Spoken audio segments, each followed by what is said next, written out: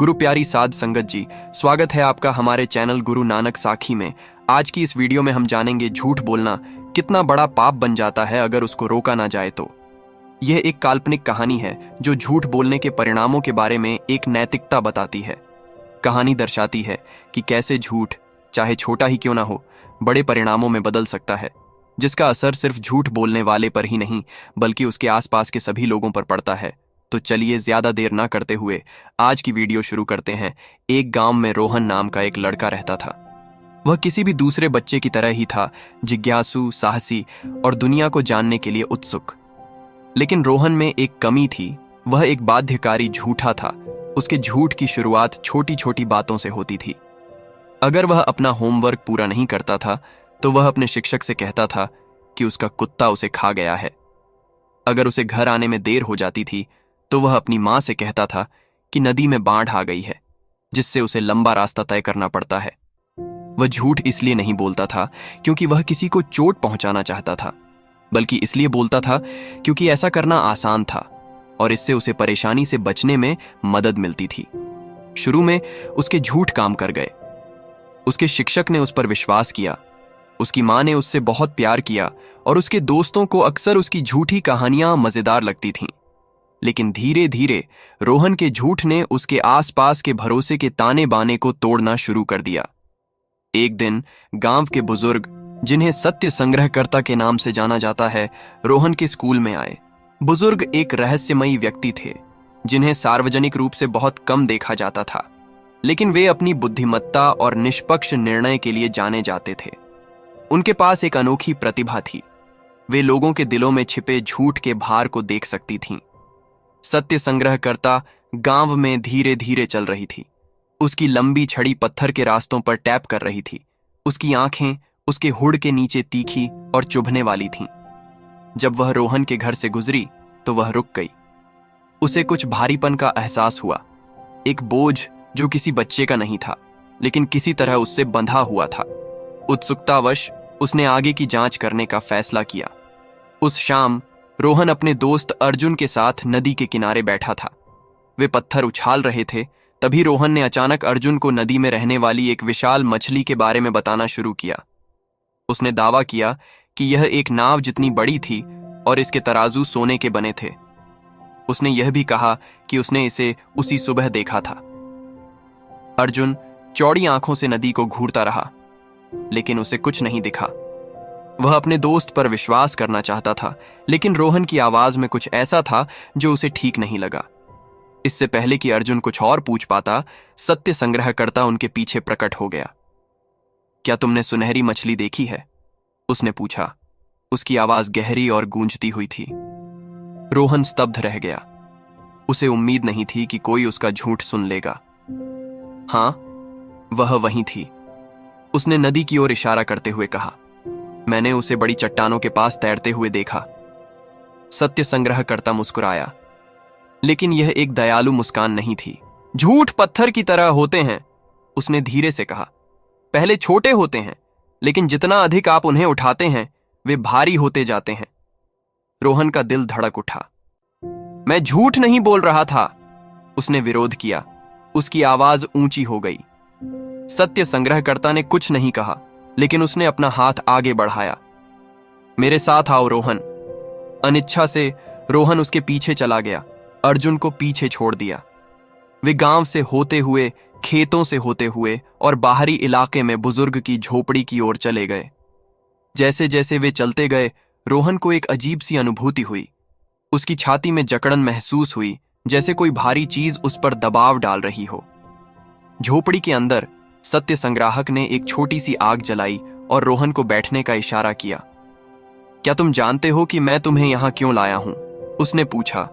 रोहन ने अपना सिर हिलाया। अभी भी अनिश्चित था कि क्या हो रहा है।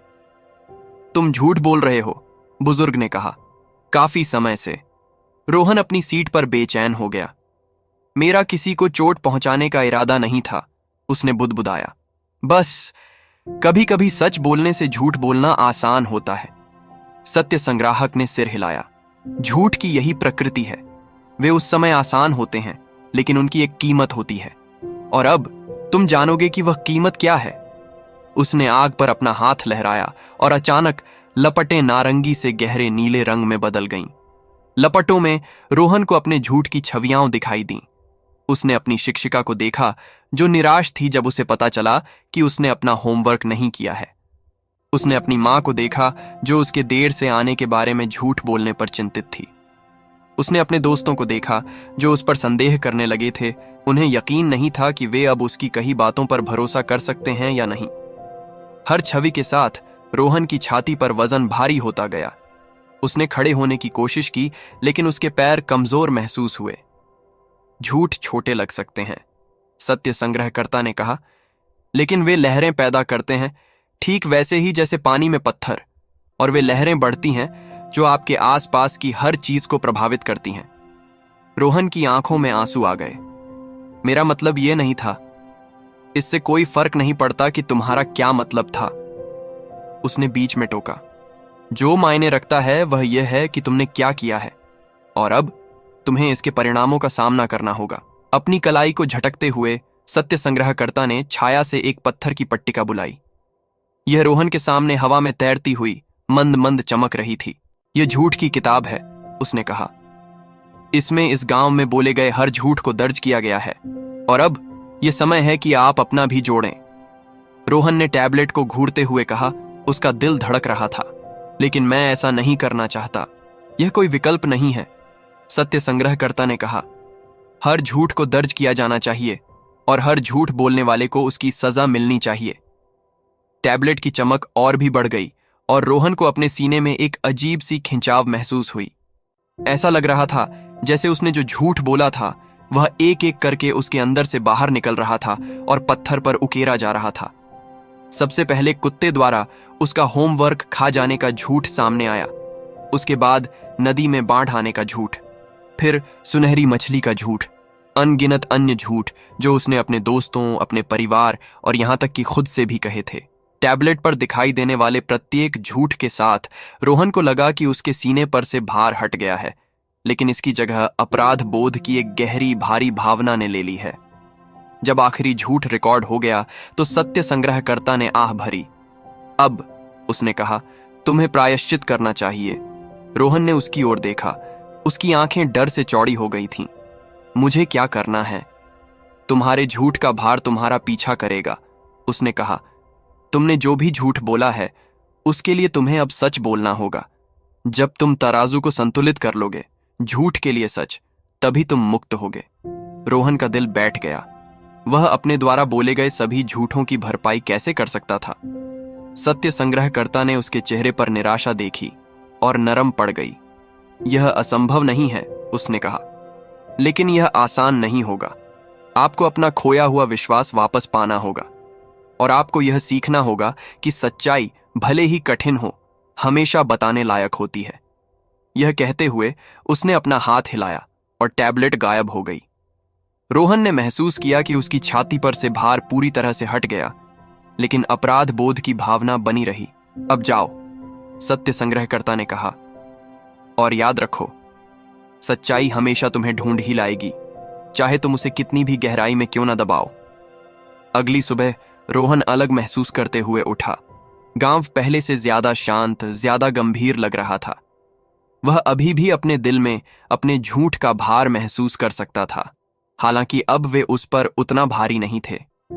चीजों को सही करने के लिए दृढ़ संकल्पित रोहन सबसे पहले अपनी शिक्षिका के पास गया। वह उसकी डेस्क के सामने खड़ा था, घबराहट में बेचैन हो रहा था। मिस, उसने अपनी आवाज धीमी करते हुए कहा, मैंने अपने होमवर्क के बारे में झूठ बोला था। मेरे कुत्ते ने उसे नहीं खाया, मैंने बस उसे नहीं किया। उसके शिक्षक ने उसे देखा, आश्चर्यचकित लेकिन क्रोधित नहीं। मुझे सच बताने के लिए धन्यवाद रोहन, देर आए दुरुस्त आए। उस पल से रोहन ने सच बोलना अपना मिशन बना लिया, भले ही यह मुश्किल क्यों ना हो। उसने अपनी मां से बेवजह उन्हें परेशान करने के लिए माफी मांगी, अपने दोस्तों को समझाया कि उसने जो कहानियां सुनाई वे सच नहीं थीं, और धीरे धीरे, दिन ब दिन, उसने वह विश्वास वापस पाना शुरू कर दिया जो उसने खो दिया था। लेकिन यात्रा लंबी थी, और कभी कभी उसे फिर से झूठ बोलने का प्रलोभन महसूस होता था, बस चीजों को आसान बनाने के लिए। फिर भी जब भी वह इसके बारे में सोचता तो उसे सत्य संग्रहकर्ता के शब्द याद आते। झूठ पत्थर की तरह होते हैं। वह अब उस बोझ को नहीं उठाना चाहता था। साल बीत गए और रोहन एक युवा व्यक्ति बन गया। गांव ने उसमें बदलाव देखा। वह ईमानदार, विश्वसनीय और भरोसेमंद बन गया था। लोग सलाह के लिए उससे मिलने लगे क्योंकि उन्हें पता था कि वह हमेशा उन्हें सच बताएगा, चाहे उसे सुनना कितना भी मुश्किल क्यों ना हो। एक दिन सत्य संग्रहकर्ता फिर से उससे मिलने आया। वह उस पर मुस्कुराई, इस बार एक गर्मजोशी और गर्व भरी मुस्कान। तुमने अच्छा किया, उसने कहा। तुमने तराजू को संतुलित कर दिया है। रोहन ने महसूस किया कि उसके ऊपर से एक बोझ उतर गया है, एक ऐसा बोझ जिसका उसे एहसास भी नहीं था कि वह अभी भी ढो रहा है। उसने उसे जो सबक सिखाया था उसके लिए आभारी होकर उसे वापस मुस्कुराया। उस दिन से रोहन ने अपना जीवन एक सरल नियम के अनुसार जिया। सत्य कठिन हो सकता है, लेकिन यह हमेशा चलने का सबसे आसान रास्ता होता है। कहानी की सीख यही है कि झूठ उस समय एक आसान रास्ता लग सकता है, लेकिन वे एक भारी बोझ ढोते हैं जो समय के साथ बढ़ता जाता है। झूठ बोलने के परिणाम न केवल झूठ बोलने वाले को बल्कि उसके आसपास के सभी लोगों को प्रभावित करते हैं। हालांकि सत्य को अपनाकर सुधार करने में कभी देर नहीं होती, चाहे वह कितना भी कठिन क्यों ना हो। उम्मीद करते हैं दोस्तों आपको यह कहानी पसंद आई होगी। अगर अच्छी लगी हो तो चैनल को सब्सक्राइब और वीडियो को लाइक करना मत भूलना। धन्यवाद दोस्तों।